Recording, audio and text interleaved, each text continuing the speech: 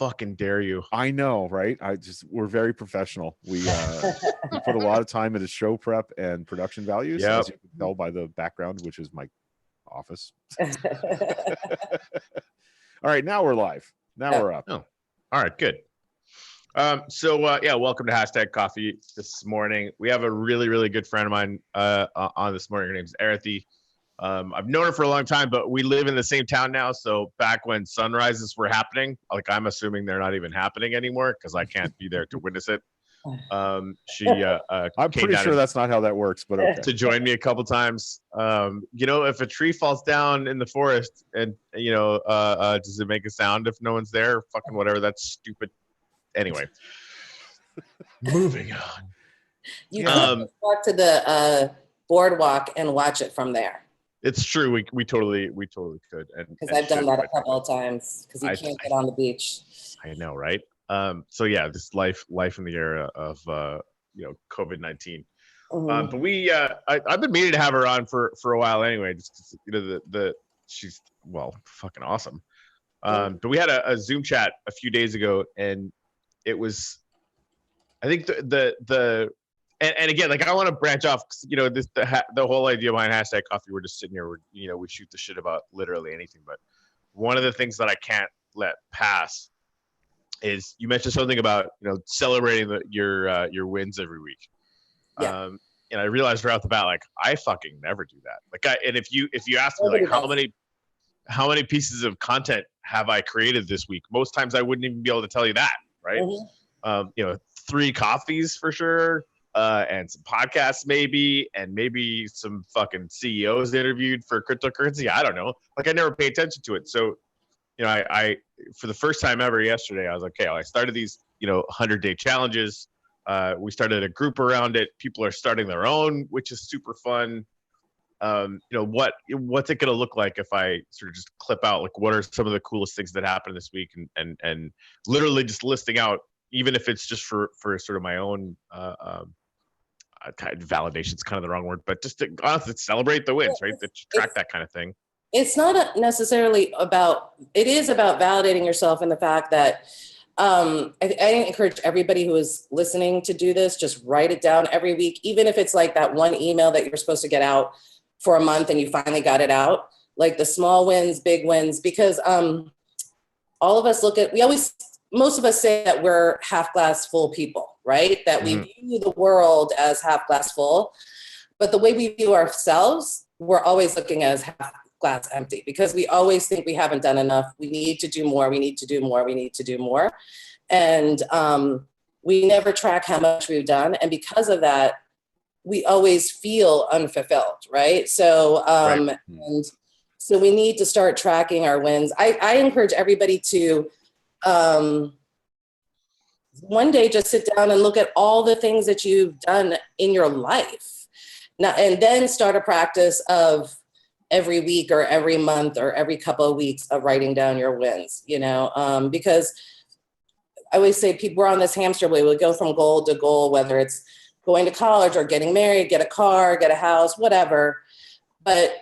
And we never look back to see what we've done. And we just keep thinking we need to go for more and more. And it's great, but we always feel in a place of, I'm not good enough. I haven't done anything, but we never look back to see how much. So. Yeah, no, it was such a key insight for a bunch of different reasons. Like I've already been sort of mentioning and noticing this theme. Now that I'm doing these challenges, I'm actually going to add I think a bunch on Sunday because fuck it, 2 is a lot of work, so why not add 4 more? But it's already making me look forward much differently and making me look backwards much differently, and then adding on top of that. Like and I'll link to it in the post here. It's on my Patreon page. It's fucking really long. Like because I took screenshots of all the podcast episodes that we created. Also took screenshots of all the like looking at all of the new 100-day challenges that sort of organically started up in the group and stuff. Like just tons of shit happened this week, and even just the act of making it. Now I have this record right now. There's this section of my week that sort of exists as this block of time now. And this morning's TED Talk that I watched was from Tim Urban, the Wait But Why guy, who's a fucking genius. And he basically maps out. He's like, we're spending all this time procrastinating, which I've definitely been guilty of. And he has this picture up of 90, I think it was about 450 blocks, right? Or maybe 4,500 blocks, however the math works out. And it's basically 90 years worth of weeks. Like, how many of these weeks have we already spent? How many weeks, do we have left or whatever? And it's like a visibly finite amount. And all of this coming 12 hours after I finally, for the first time, sort of like scribbled in the details on one of those blocks. It was like a legit epiphany, like not even 45 minutes ago, like that, having all of these different pieces come together and sort of fit together. So I just want thank you for coming on this morning, just so I could say thank you, because you legit fucking changed my life in the last week. I'm telling you, because what it will do is, what people think it does, like, oh, you're being lazy or you're just looking, you're not, you should be doing more. It actually motivates you to do more. Once you see how much you're really getting done, you're like, oh, damn. Then those tasks that you have that you don't want to, you're like, oh, I can do this. I've done all this. I've accomplished all this. So it actually motivates you to do more. So I tell everybody, whenever you're doing your to-do list for the week or whatever, write that list, what you got done from the week before. Yep. I love it. I love it. All right. So I got to go find out where, because I haven't seen any comments yet. I was just going to go in there and check that out. There we are. Right, we just got some good mornings, and Fred's expressing some gratitude.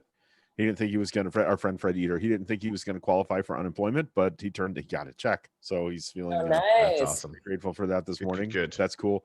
Our friend Fred, look like Arathi, how this hits me is like I forget to track who, how I influence people. And once in a while, somebody comes back around and tells me, oh, I would never have done this if you had not talked about that. Like, there are people that donate to local charities because they saw it on my show or the show I do with Corey.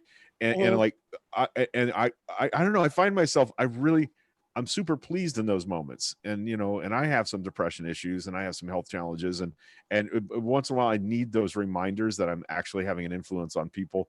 And it never occurred to me to remind myself, which is what you're espousing here.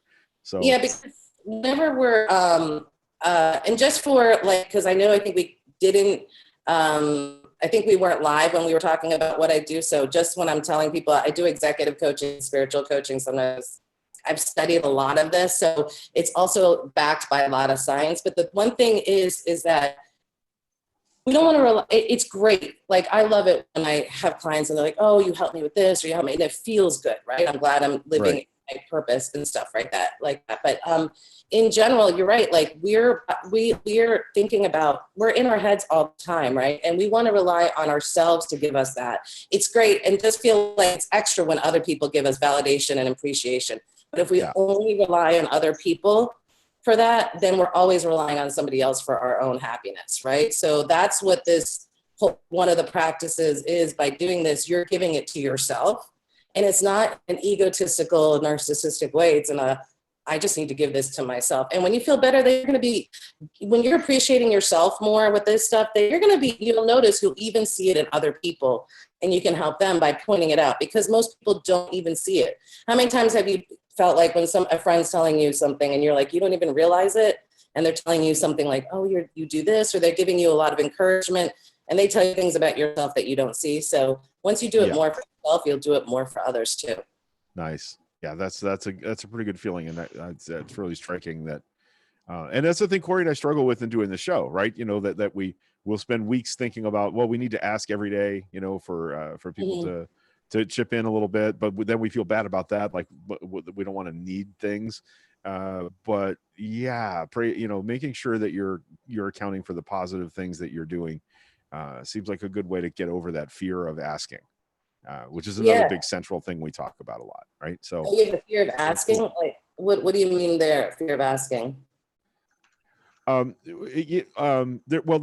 a pretty famous TED talk by Amanda Palmer from the Dresden Dolls about she used to be a living statue on a street corner with a milk crate, and she would pose, and then she would hand people a flower, and they would have like a personal exchange, and people would drive by and yell, "Get a real job" at her. But she had a pretty dependable income from that. So like getting over the idea that there was an exchange taking place with the people that she was interacting with, and she was letting what people driving by said negatively impact her feeling about that exchange. Like and so it really, how Corey and I used it, and I think I saw it first and showed it, Corey, was it's okay for us to, we don't have a $1 million advertising budget. We don't have a bookkeeping. So, we don't have any official business model. What supports us is people once in a while click the button and donate money to keep us in, keep internet flowing through the tubes, upgrade our gear a little bit, make things a little better for how we do the show. And that's what sustains us. But it's hard for us to ask. Like we always feel, we know people are struggling, and we know not everybody can, and we don't want to make anybody feel bad by asking for help. So we sort of avoid it. Well, if you had a friend that needed help, what would you want them to do? Yeah. Right. Yeah. It's fine. It's fine for me thinking of you or other people, but I have a really hard time applying that to my needs. Yeah. But, one of the things I had to learn, I'm an entrepreneur. I've had so many, before this, I had a technology and consulting business for 10 years. And now I have a coaching business. It's a lot different. My technology business and my coaching business are completely different, because my technology business, I had a lot of people coming to me all the time because nobody understood technology. So they're like, hey, can you help me out? So I had a lot of business that way. I'm always learning something new in the different business I have. But the one thing was with this business was about asking, right? And about like also just putting out there what you do. You feel like I don't want to like brag about what I'm doing, and I don't want to, like certain things, if I've done or accomplished certain things, I didn't like posting them. I also didn't even get on LinkedIn for a long time because I just didn't feel like putting all that stuff out there but one of the things I learned was, first of all, people need to know what you're doing, and like if you're never going to be able to help more people unless you ask for it, right? So unless you can grow, right? And your whole goal is to reach more people. So, but I understand the concept, because it was hard for me in this new business to get out there. Now I'm like I'm able to, I got over that hump, but I just had to remember, I'm like, what's my goal in mind? Why am I doing this? Right. So if I want to reach more people and I want to help more people, I might need to ask for people for help, or I'm not going to do as many things, like I was always giving out free stuff. I still do. I always give a first free session free, but in the beginning I would do a lot of things. I'm like, no, I'm not doing that anymore, because I need a lot more time, but I give everybody a free session first. But to ask for certain things, or to ask for help, or ask for like strategic introductions, I got over that, because I'm like, I want to grow and help more people. And if I don't do this, I'm actually not going to be able to reach as many people. Right. So, but like I said, like it's the big thing, like nobody wants to ask for help, because we feel like, somehow weak, and there's so much strength in asking for help, right? And like I said, what would you tell your best friend if they needed help? You'd be like, ask, so we need to follow that same advice. Right on. Yeah. Again, it's that self that gets in the way. It's the, like I said, I can see it. I can buy stuff from Sue Gentry's, Etsy page. I can buy stuff from Elizabeth Wood. Like yesterday, when our friends that own a local bookstore have reopened with some pretty strict social distancing guidelines, and I got my stimulus check, and the first person I want to keep in business is my local bookstore. So I ran down there and bought some books yesterday. I have no problem thinking about other people needing to keep their doors open and the lights on. It is hard for me to ask, and it's a constant stumbling block. So I don't know what that's all about. I don't know, but I think you're right that a simple solution is to say, hey, these are the 5 things that I accomplished this week. And I should, it's okay. And I would actually, what I would actually, just to get you guys into the mode of asking, is set like yourself up. So every week, just start asking two friends a week, 2-3 friends a week for help, just so you get into them. And it could be like, hey, the help could be just like, I need to talk, or hey, can you look something over? Something simple stuff, right? Right. You know, hey, can you, you know, whatever. I don't know what your situation, if you're living with anybody, but who, you know, or your friends, like, hey, can you just go for a walk with me? Something, you know, just ask and start the practice of it, because it's just weird in society. We've thought that for some reason we're weak somehow if we ask for help. We're so individualistic. We have to do Right. everything on our own. You know, this story has been put on, but the thing is, to reach more people, help more people, we need to do it together, right? So, and you can say it in a way like, that's not like, look, you just said it. Hey, I know everybody's going through a hard time. We want to keep doing this. We're all in the same boat. Whatever you could do to help us out. Nobody feels it bad from hearing that, Right. you know, Right. because everybody understands. Yeah, Ash Gallagher, our friend and author, in the comments said individualism is a societal crutch, often too much to the point where we don't reach out and have a bad relationship with communal support. That's that, and she's been through a year and a half now. Is it a year and a half? It's that long, where she's been living in a foreign country and writing a book about her journalistic experiences, her personal experiences and growth in the war zones in Syria and Iraq and other places. And she's been going constantly to the well and saying, hey, I need help this month. This is what I need to make this month to be able to keep a roof over my head and continue working on the book. And, you know, she's there. She's at the point where it's, I guess, in some final edit process. And it's been really exciting to watch her grow and ask. And she in the comments, by the way, also credited me showing the Amanda Palmer TED Talk as part of how that changed for her, is understanding that what she did had value. And it was okay to ask for the help she needed to make it happen. So yeah, this all checks out. Oh, Yeah, I think she released it already, Greg. Oh yeah. Okay. I didn't know. Maybe I did know and forgot. I don't know. How dare you? Yeah. Fred Eater, it feels humiliating to ask. There's something in our DNA, I think. I don't think it's our DNA. I think it's our puritanical American bullshit. It's culture training. We were raised in. Yeah. Yeah, it's a weird thing. And then you see like all these people. I would say this too. We also need to stop judging people on when they ask too. Like, you know, sometimes we see people and we're like, oh wow, God, they asked for a lot, or you know, and we start judging them, and you know, so we need to catch our judgments about them too. Right. Because or we think they're opportunistic or something. There's a fine line between that, and we know that when we're asking, it's not like, you know, we're being super opportunistic or anything. We're just asking. You have to, you know, but we also have to think about how we look at other people too, you know, so we don't, you know, because that's a reflection about how we feel about ourselves. Right. Yeah, for sure. I don't want to ever be perceived as a person that's asking too much, and so that you know that makes me tap the brakes every time. You know, I don't want to feel, you know, I don't want to feel needy, although I am. You know, I'm not in the best of places financially, so often keeping the lights on is literally the thing I'm trying to do, you know, to make sure we can keep making the show every couple of days. So yeah, that's the biggest thing. Like, and Fred and I have actually, we've been talking about this off air a little bit too. Just because, you know, he just started a podcast not too long ago and started a Patreon, and you know, is wondering why 1,000 people haven't signed up yet. And honestly, like, his podcast is good enough so that, like, you know, they should be. Yeah, right. In an easier universe, that would just happen. But you know, these things take time. I remember when this is a few months ago, but he released like a second or third one and only had a few listeners and was like, "Man, this is terrible. Nobody's paying attention to me at all." And I'm like, "Dude, like, that, just shut up and keep going." You started 5 seconds ago, and now, like, he's making content now that's like just stupid good, right? And really good. And yeah.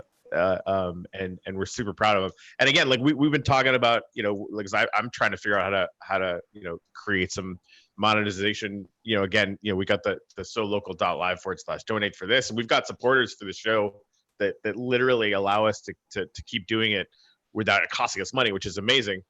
But trying to figure out how to actually make some income from that. So I'm talking to Fred about that or whatever. And we get to that point where, you know, and you could see him in the comments, you know, feeling humiliated about asking or whatever. And like, we have to train ourselves to let people support us. There are people that legitimately want to support what we're doing.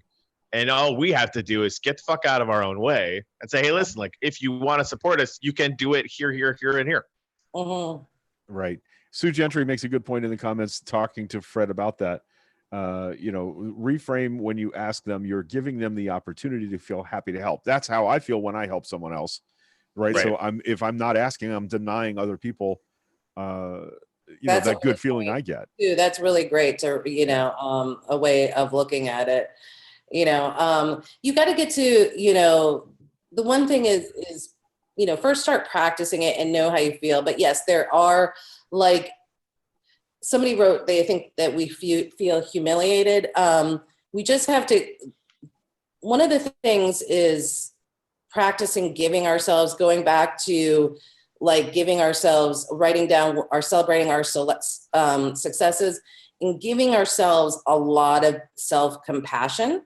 That was a game changer in my life. And so what self-compassion is, it's three things. It's like, whenever you got to start just first listening to your thoughts, because we talk to ourselves all the time in our head. And the most like we have, I always give this stat. It's like either 50 or 70,000, or sorry, 20 or 70,000 thoughts. Let's just say there's 50 because I've seen so much different research on it. So there's 50,000 thoughts in our head a day, and the majority of our thoughts are about ourselves, and 70% of them are negative. Whatever out of our thoughts, 70% of them are negative. So we need to start catching our thoughts, especially the ones about ourselves. And whenever I call it the inner nag, because we're usually yelling at ourselves all day and, in our heads, right? We're like, we should be doing this. We're not doing enough. We're lazy. We need to do this. We need to do that, right? In those moments, like really catching them and then giving yourself some self-compassion of like, I'm okay. I'm exactly where I need to be. No one's perfect. And I will grow from here, right?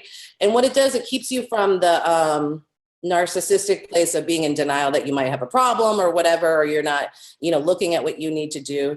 And it keeps you in a growth phase. And that's been scientifically proven as a motivator too. So once you start giving yourself more self-compassion, it'll also make these things easier to do. Nice. Like to ask for help, it's a game. It was a game changer in my life because like I said, the majority of our thoughts, 70% of them are negative. So we're doing a lot. People will say they're not. Like if you really start thinking about how you think about yourself all throughout your day, you're just kind of like picking at yourself all day long, right? And once you change that, it'll motivate you to do more, and it'll make these things easier. It'll change your whole life in so many different ways, but it'll make it easier to ask. If you're like, hey, when I ask, like, there's nothing like, look, I'm not perfect. Just, I'm okay. No one's perfect. Everybody's been in some place that they've had to ask before, and I can grow from here. I'm just testing it out. Like, just give yourself that self-compassion and it'll ease it up a little bit more. And the more you do it, the easier it will become. Right. Kathy Brinkman makes a good point. I always like to help others, but I never ask for it because I'm afraid if I didn't get the help, I would turn bitter about helping. Does that make sense? Like I've seen this happen to people where they express generosity and then when they do ask for help, they're not helped. And they're like, well, fuck it. I'm just not going to help anybody else then. Right. It kind of closes them off from future help. Yes. Well, the thing is, what we have to realize, because us givers get stuck in this mode, and I used to be here, right, is that the ones we give a lot, give a lot, give a lot. And we say we don't want anything in return, but we want to be appreciated. We want somebody this and that. And then we have to realize that's not true giving, right? Because we are expecting them to be there for us. We have all these expectations in our head, right? So just remember, why are you giving, right? Are you giving because you want them to help you back? Or are you giving because that's who you are? Because that right. You really are giving because you're a generous person. What's her name? Kathy Brinkman. Kathy, you're giving because you're a generous person, right? So you want to confirm. Huh? I just wanted to confirm that is absolutely what she is. And also, you should know on the show, when we say her name, we say Kathy Brinkman. We have to yell at Kathy Brinkman. I don't know why, but it started a long time ago and we just never stopped. It doesn't make any sense. Yeah, so you're generous and you know that and you want to really help. And we just have to remember that we're doing this for them and for ourselves. It doesn't matter what we get back from them, right? So if we ask somebody for help and they can't, that's their issue. There's going to be I'm sure if you're such a generous person, you're surrounded by people that will be able to help, or they can say, I can't help you out right now, but maybe later on, or maybe somebody else, or like, you know, if they can't, you know, I'm sure you're around like good people like that can tell you that. So I would, you know, and you have to remember, if you ask for help and people say no, that's not something with you, that's them. They can't, you know, maybe they can't help you out in the moment. Maybe, you know, they have stuff going on. Look, everybody has a lot of, especially in this day and age right now. But even before all of this stuff happened with COVID, most people were stressed out. Most people had no time. They're overwhelmed, you know, they're, you know, upset, they're depressed. So their answer is a reflection of only what's going on in their life, not you. Just don't take it personally. And again, give yourself all the self-compassion and validation, so you don't need to have them give it to you by saying, yes, I can help you or whatever, but just make sure you don't take it personally, because that's their stuff.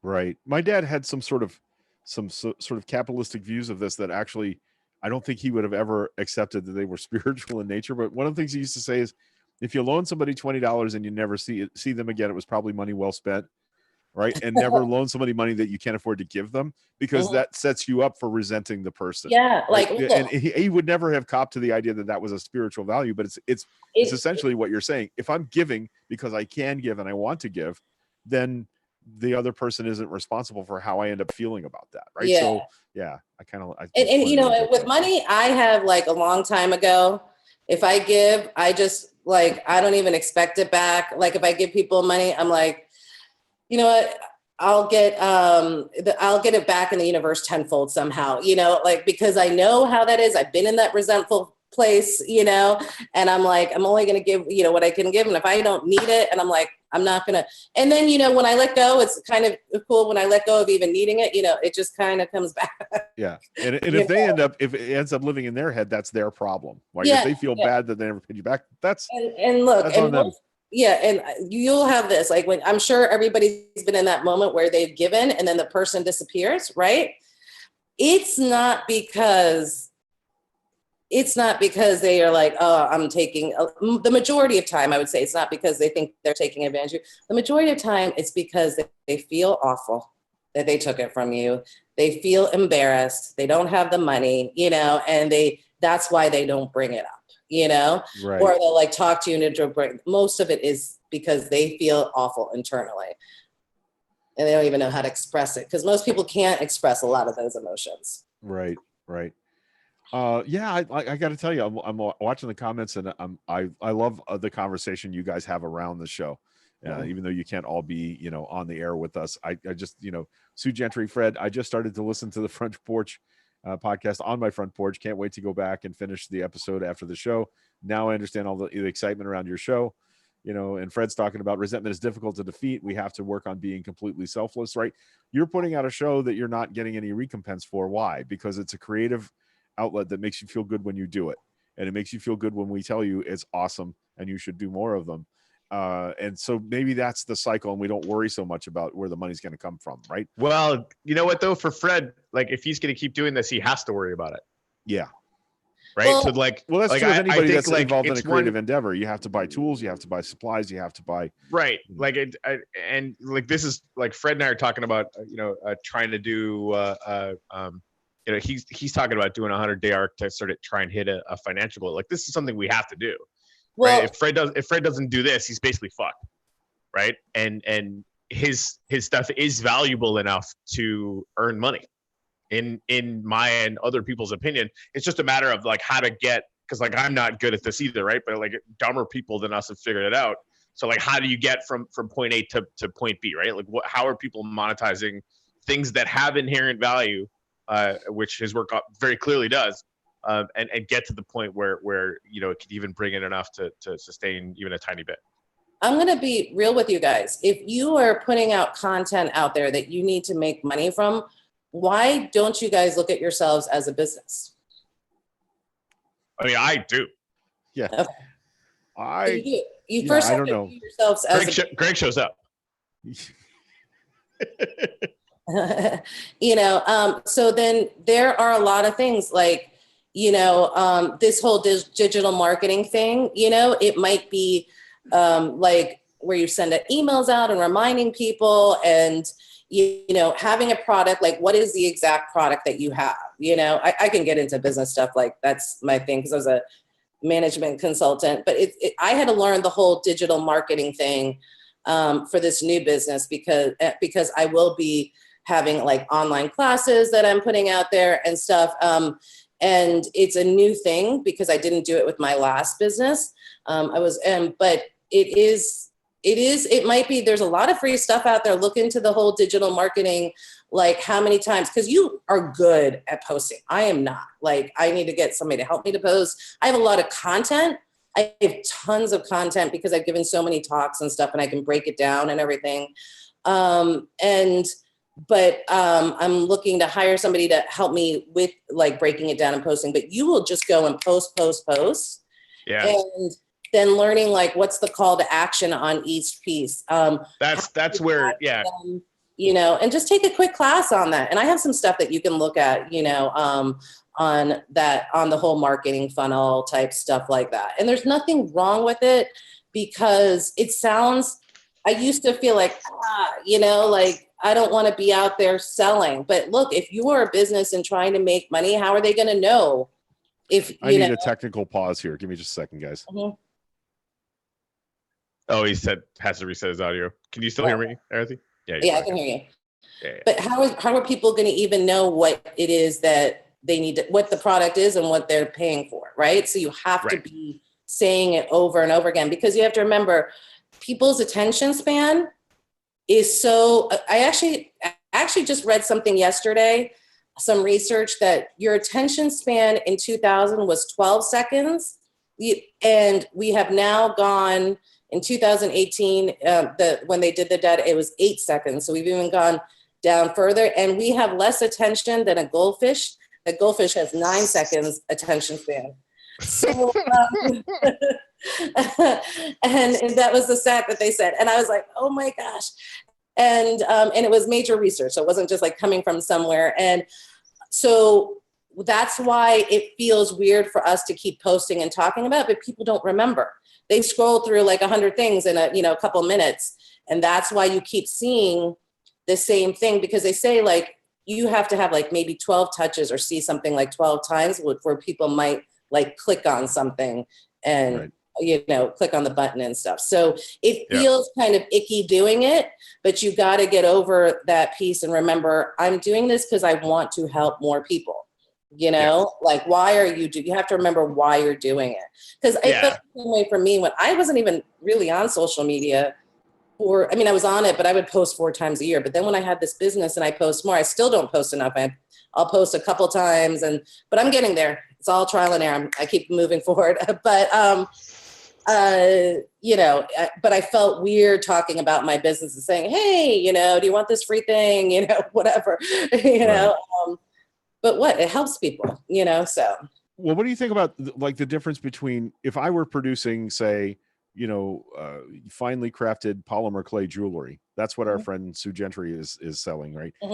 I feel like what we do isn't really quantifiable in that way. Like, we're not giving you 5 widgets for your investment in an hour of time with us. We're just kind of having a conversation, and sometimes that's a conversation that's motivating or insightful or funny, or sometimes we're just basically we're a gaslight shelter for the Trump administration. We're the place where you can come and we'll tell you, no, you're not nuts.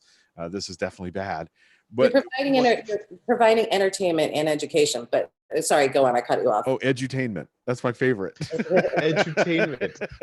I just mean like I kind of sense that Sue might also feel like we do about feeling funny asking. But she's actually producing something. You know what I mean? Like, it feels like. See, listen to what you just did, Greg. She's actually producing something. Yeah, like that. Until you value what we do, you can never ask with any self-respect, right? Maybe that's the thing. Yeah. Because look, I am going to be doing a podcast. I've got my mic, but setting up and doing it on a consistent basis I can't get my social media posts out on a consistent basis. And I had to hire somebody who will, because I'm so busy with my clients and stuff, that is going to like post my podcast and everything. Like, if I do it once a week and all this stuff. So I'm in planning phase. And the fact that you guys are able to do this consistently, because that is the key when it comes to this type of stuff, right? I have to get there, is so amazing and takes a lot of discipline. And you do it, 3 days a week, and you've been doing it for weeks on end, and you don't miss it. That is so much value that you have everything set up. Like, I'm going to have to figure out, right now I'm talking to my computer, but when I have to set up this, microphone, and I have to learn all this stuff. You've learned that stuff. You have it down pat where it's easy. You have it streaming to YouTube. You have it, again, start celebrating your successes, because see how I'm pointing out all the things that we sort of take for granted. Yeah. And you don't even realize it. And the reason why, like, especially things that we just do so easily, a lot of people can't do that, That's a fact. That's it. Like, I tend to undervalue what we do because this feels easy and natural to me. This feels like something I don't understand why everybody's not doing what we do. Yeah. The truth is, I feel the same about playing guitar, though. Yeah. You see, yeah. And so I guess it's my self. And you guys have gotten over like being able to be seen. I've never gone live yet. Well, this is the first time I think I'm going except live. Right now. What's up? Welcome to the party. The first time I did go live with anybody was with you on the beach when we were, and you couldn't see me, but we were talking one day. When we watched the sunrise. So this stuff comes so easy, and I have to get over a lot of things to do it. And I'm getting over that piece, but you guys just do it. So it takes a lot of confidence to do that. It comes easy to you, and you're consistent with it, with art, which are like the keys that most people are not doing. So now what you need to do is just figure out, like, okay, what is your product? You provide education and entertainment. What would they pay for since they're putting it out free? Since you're putting it out free, maybe have some special editions or something, or, do it for a certain time and you keep going. And that's like the extra piece, right? Or, there's a lot of ways we can talk about that offline, but there's a lot of ways that you can charge for something. And the people that love you, like, are going to want to see more of you or see more of something else, Right. Yeah, I really think the thing that I brought to my creative partnership with Corey was you going back about 5 minutes. You talked about consistency, and I call it periodicity. Like, whatever the period you're going to pick is for when you're putting out content. Is it daily? Is it weekly? Is it monthly? Mm-hmm. Just be consistent in meeting that period. And we do miss sometimes. We have a day when Corey's on the road or I'm unable technically to get online. So we miss a thing once in a while, and we beat ourselves up. Nobody else does, right? Yeah, but we come back, the next day, and we do it again.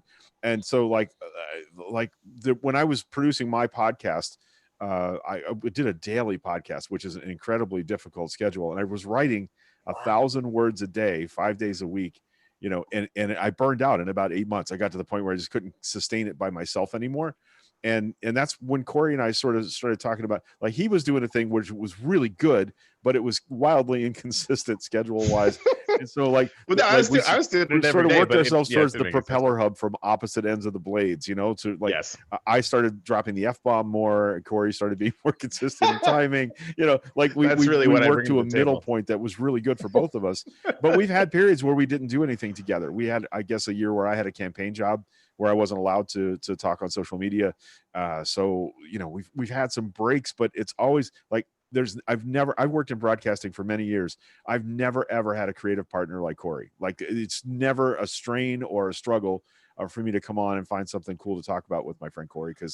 And how many times has that happened? Like, I would say, look, almost once a week, at least every 2 weeks. The title of our show is, we have no fucking idea what we're going to talk about today. Great, though. You know what I'm saying? Yeah. Like, I might have to hit you guys up for some consulting on this, right? Like, you guys, what you already know, your knowledge is amazing, right?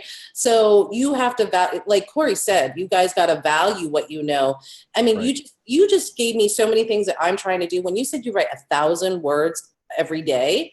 Yeah. Really Well, I right did. now, I'm not doing that anymore, but but I'm right now, like, I'm working on writing articles. I'm a, so I hate saying this. It's weird. I have to say it, but I'm a Forbes Coaches Council. I'm part of their Coaches Council. And so I need to write some articles for them. Right. And see, even just saying that I felt like, and I Which have is weird because like Yeah. Forbes, Yeah, that's kind of a big deal. Like, yeah, I know it is a big deal, and and I just, look, I have to work on my own stuff, and it's weird because I'm part of the Miami Beach Chamber and stuff, and they'll announce it in the beginning, like whenever I'm doing a webinar, I'm giving, stuff, and I don't even think about it, and I have to remember that, right? Like to be able to say that. So, anyways, I'm like, working on writing more and stuff like that. So the fact that you're like, you might not do it now, but you did 1,000 words every day, I'm like super impressed. I'm like, and you have so much background in there, and because who knows, that could be even a product for you. Like, I can go on like of really how to set up your podcast and how to create consistency. Do you know how many articles are out there and classes are out there and stuff like that? Like, you might like just do this all the time, but there's so much knowledge that you guys have that you just need to tap into. Yeah, especially considering twice in the past 3 weeks. Like that's what I was gonna say. One of my friends is a broadcast journalist for NPR here locally in Tampa, a Murrow award-winning journalist, and she needed to set up a home studio because she's having to do some of her work from home now. And she reached out. She built her studio based on what I suggested, and now she's like posting pictures of her professional grade home studio. And I'm like, well, and I forget that I know stuff. And Kelly Smith, our local political activist friend, reached out last night for tech. And Corey's like, just use your phone. And I'm like, no, please don't. Well, and honestly, the reason why I did that is because that's like Fred in here asked me about the same thing, right? Like I take full credit for Fred's entire awesome podcast all the time. Well, yeah, but no, like because we're helping people that ask about it because they're watching us do it or whatever. Yeah. And it's true. Like if you want sound advice, definitely talk to Greg, not to me. But if you're having a hard time actually getting started, talk to me because I'm just gonna punch you in the leg until you start. Yeah, right? Corey wanted me to go live on Facebook when I was doing the podcast, and I was like, no, I'm a radio guy. I'm a voice in the night. I don't want anybody. I had never done video like this ever, and so first day I turned it on, I had I think maybe 50 times as many listens as I had to the podcast, which I was finally crafting, meticulously and honing and writing every day. And Corey's like, no, just turn it on. No, just turn it on. No, just turn it on. And like. That's a lesson I had previously learned. Like the whole reason I started doing a podcast was because a friend and I, I'll start painting again when I get a better easel, right? Or I need to upgrade my lenses before I can take more pictures. Instead of just turning the fucking thing on and being creative. And that's what I learned from Corey was that I didn't necessarily need to script everything. That I needed more confidence in my ability to speak well, to just go live and hope that would carry. And it turns out it does. So. And I'm going to have to, I'm going to probably have to definitely talk to you guys about that because when I'm doing my podcast, I'm like, oh my gosh, what am I going to, I can sit here and talk about things for a long time, but I'm like, do I need to script it? And then getting the idea, I have all the ideas I've listed out of what I'm going to talk about, but I need your help. You just saw how many people need your help. Right. I mean, that's even something that you could, keep doing your podcast, but you can have a mini class on setting up, setting up a studio. So many people are getting into podcasts now, or video. I need to know all those different things, but you just saw it. There is a need for it, right? So there's so many things that we have to look at. We just think is commonplace, or people know and they don't, right? And you have so many skills, like just when you're rattling off, I didn't know your whole background. I'm like, wow, you're a wealth of information. You're talking about writing, you're talking about production, you're talking about radio. And I'm like, yeah, okay. And I'm looking at you have like really great comments. Like people are calling you guys therapy. So it's really cool. Deborah is saying, you know what I want to do? I want to make sure and throw up some links for your stuff. So people in our comments that want to reach out to you can do so. How do we? Yes. Arathi.com for crying out loud. Like, I just put that in the comments. There you go. I actually lost internet, so I'm catching up on some comments here. because luckily my phone is just operating on the I 5G. I just put my website is arathi.com. So you can see what I do. I have a lot of free resources. I actually, when we were talking about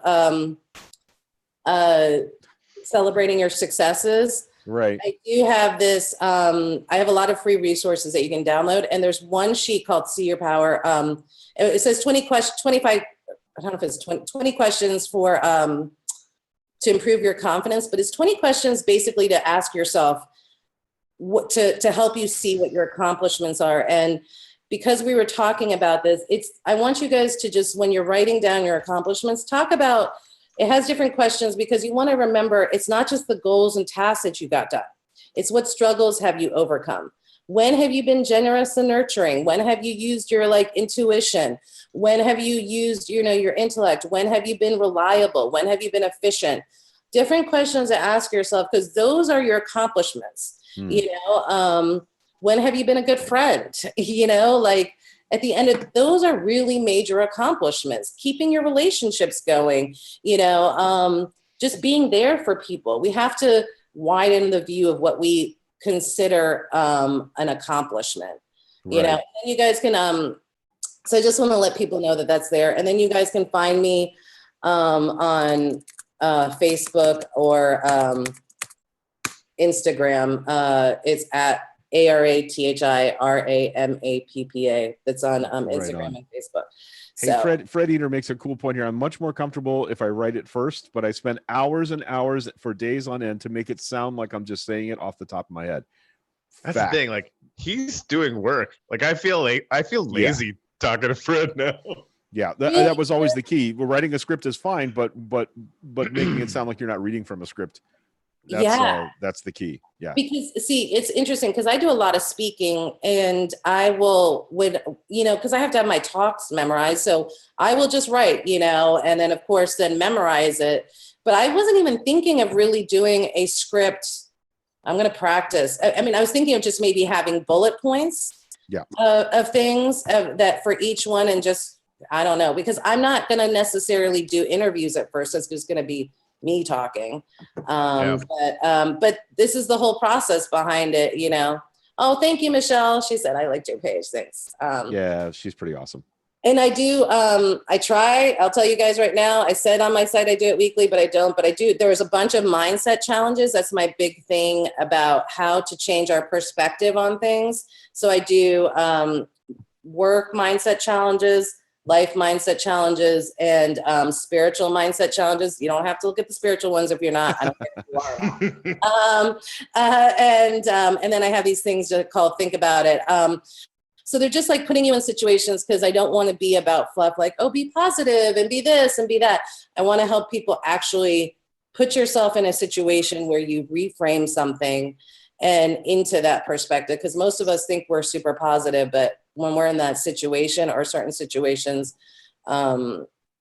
we're not really that positive. So as we think we are. Well, this is brilliant. I'm so grateful to you for coming and joining us today to talk about this stuff. And for those that don't know, Arathi's dad was my children's pediatrician when they were babies, from the hospital onward till they were, I guess, 9 or 10 years old. So Thank you. It makes me, it's so crazy because I do live in Miami now. I met Corey when I went home for 2 years. I was helping my parents out with one of their businesses. They used to own a radiology facility back in 2009. And we both met each other. He was living there, and I'll never forget. We met at a bar. He was performing, and we were talking. What? You met Corey at a bar? I'm shocked. Yeah, everyone's surprised.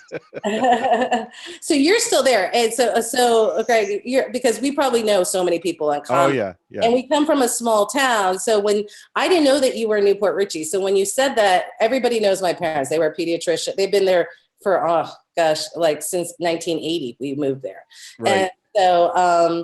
And so it's not weird for me to hear when they see my last name, oh, are they your parents? And I love hearing it, and it's such an instant connection. I'm like, oh, my parents, But it was funny when I met Corey, the best thing I do love our town. It's very conservative and it's okay.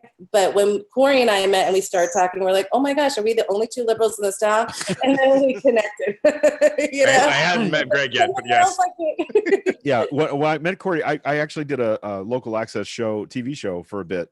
I don't know, 6 or 7 episodes where I was interviewing local musicians. And I had never met Corey until he showed up to be interviewed for the show. And he's like, oh my God, you're a podcaster. He's like one of 2 people ever that were excited that I was a podcaster.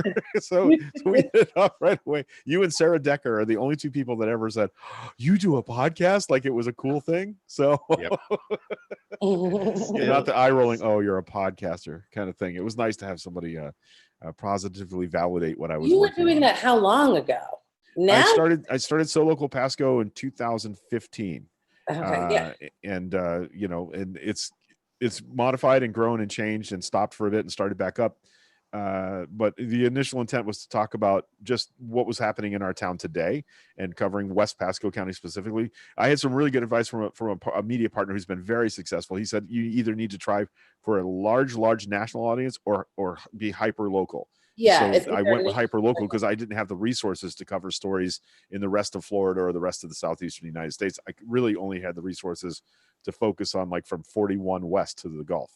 And so that's what I did. And I actually, you know, I made some advertising revenue doing that. And, you know, it like the best part of it though, isn't that the best part of it is the amazing number of people who are community activists and charitable givers and, you know, event makers, people that make things happen in my town that are positive. Yeah. I've like in the last 5 years, I've surrounded myself. You know, we had a show last week where all we did was brag about our listeners and viewers and all the stuff that they've done.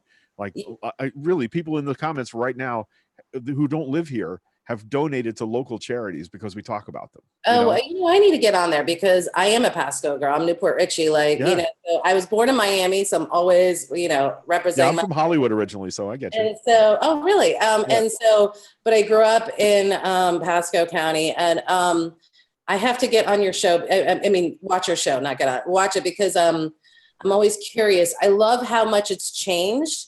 People don't know what's coming, and how much it hasn't changed too. You know, but growing up there was like really, you know, I'm not one of those people that left. Like, I'm not one of those people who's like, I don't keep in touch with high school friends. I keep in touch with a lot of people from Newport Richie, you know, right.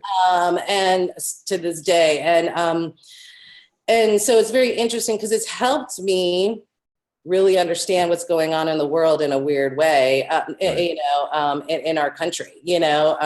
Yeah, I'm not actually covering the local stuff as much anymore. This is what we're doing. We're doing the 3 days a week. We talk about national politics, and sometimes it bleeds down. I ran for mayor of Port Richie last year after the mayor got sent to prison, and yeah, I did. I didn't win, but I ran, right? And so I have the experience of being a candidate. We talk a lot about that. Nice. Yeah. Okay. Yeah, but. Okay, that's awesome. But I'm not even talking about the politics. I'm just talking about the people has helped. Right. What goes on in the nation. When I have friends in New York and California and they just don't understand, I'm like, you just don't know. You know, like you you know, you guys are in your bubbles. Like you don't know the rest of the country. You know? Yep. So it's interesting. That's really cool. You know, I always love meeting people from my hometown. And all right. Well, it's been really great. I'm just about, it's 8 minutes till I'm ready to get going with my day. Maybe write down some accomplishments. Yes. I'm seriously like messaging you right now on like, we have to do something for the people that are supporting us other than saying thank you once every 2 months. Right. Because like we should offer something, and like maybe if we just get the ball rolling on that. And I threw an idea already that we can talk about off the air, but okay, cool. You know, maybe we can start expanding, because that's the thing. Like people who are supporters of the show should get something extra, right? Right. Right. And you know, like I have a basic idea for what we could start. Maybe we can expand it. But anyway, thank you guys very much for hanging out. If you ever want to brainstorm or anything like that, let me know. Yep. Definitely. I want to do a Zoom chat right away. The 3 of us, you know. Yeah. Well, and honestly, let's record it, because that's content for you. There you go. Right. Arathi, that's Arathi. He's talking to you. Yeah. Oh yeah, totally. Yeah. I like no, that's great. Cool. All right. I'm definitely down to help you consult on setting up your podcast gear. I mean, I'd have to drive to Miami to do it, but yeah, I'm there for that. So no, you can do it through Zoom. All right. You can do everything through Zoom, so remember, I mean, But what if I want to come to Miami? Yeah, Oh, well, exactly. I've been Way down to there for ruin 20 his years. excuse for coming to Miami. That's it. I got to come visit Corey and Michelle anyway. So, well, we'll wait but till imagine after. how many people can you hit globally, and if you could do it through Zoom, everybody has to do it through Zoom these days anyways. There you go. Mhm. All right, guys. Thanks, That's going to guys. do it for. I think that's going to do it for Hashtag Coffee. Thank you, Arathi Ramappa. You've got links in the comments if you'd like to click on her stuff and support her work in coaching and advising in business and spiritual matters. It's been a great pleasure to get to know you a little bit today. Corey's been bragging about you constantly, so I'm glad you were here for it. We're back Monday with another Hashtag Coffee show at 10 a.m. Eastern time. Monday, Wednesday, Friday. That's when we do our show on YouTube. Church I think we're having. Sunday. Yes, I think we're having Fred on Monday. Oh, great. That's awesome. That's Fred Eater we were bragging on earlier in the thread. He started doing a great podcast. And, he had me at Antoine de Saint-Exupéry when he started quoting from Wind, Sand, and Stars. I was like, yeah, this is going to be good. So, but Sunday we have a Minecraft server, Arathi, where we have a Minecraft server called the Church of Reason, where we talk about scientifically provable ways to improve ourselves and the world around us. Okay, because we're giant nerds. Yeah, I'm a giant research nerd, and everything I talk about always has research behind it. I always have to throw out stats because I'm like I said, I feel sometimes I'm always throwing out stats. I'm like, oh no, though, this is this. And because what I talk about, people think it's fluff. I'm like, no, it's not. There's research behind it. So nice. Yeah, I'm not big on the woo, but when something's provable, that's pretty woo for me. Exactly. Arathi, I'm gonna send you the we actually stream the church, the secular sermons that we do live. I'm gonna send you the first one that we did because we legit, Greg and I built a giant fucking cathedral in Minecraft. It's ridiculous. Yeah. And that's where we hold it. Yeah, it's honestly it's one of the coolest things I've ever done. And then we started creating. There's like a building size monument to DNA. It's just a bunch of crazy cool ass shit that we built in a kids game because why not? I don't know. Do you play Minecraft? Have you ever played Minecraft? No, I haven't. But I imagine having every Lego ever made. That's pretty much the Minecraft experience. Mm-hmm. Wow. Yeah, so we have a lot of fun in there. All right, guys, that's gonna do it. We're gonna get out of here. Sasquatch is real. That's the thing we say.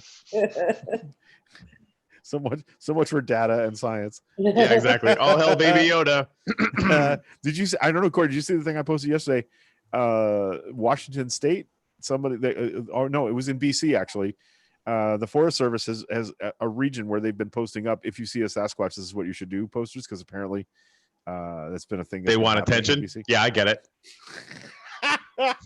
Yes, we disagree. Anyway, Sasquatch is real. This has been Hashtag Coffee. Thanks, Arathi. We'll see you guys later. Thank Bye. you.